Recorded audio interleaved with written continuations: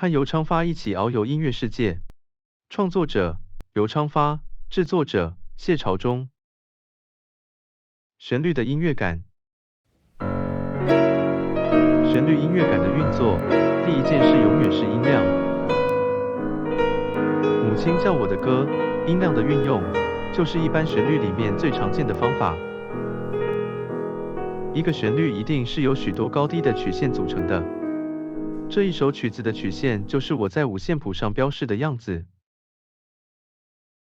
音量的第一个考虑是小节的自然重音，比如4拍子的强、弱、次强、弱，3拍子的强、弱、弱，其中的强和次强要出来。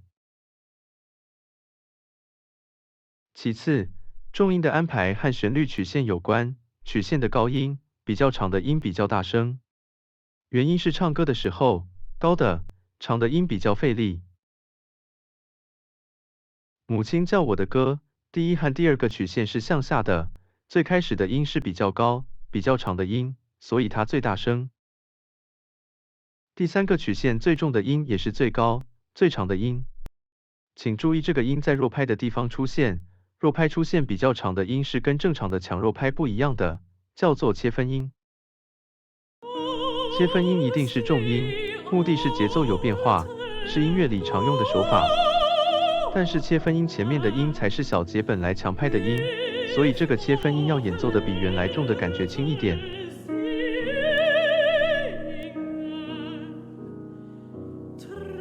第7个曲线由一些上行的音推到最高、最长的音。这个音当然是整个曲线最大声的，同时因为它是全曲最高，而且到达这个音以前用了比较多的音来制造这个最大声，也就是高潮，所以它也是全曲最大声的音。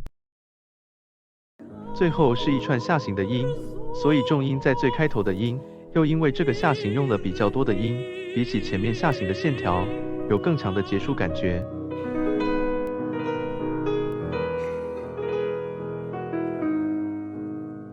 但是如果去听小提琴跟大提琴的演出，会听到第一个下行的线条的重音被放在音型比较低的第二个音了。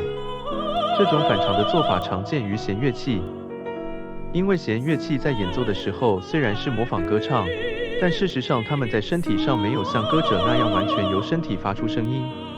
管乐器就比较不会有这种做法，因为管乐器也用呼吸控制大小声。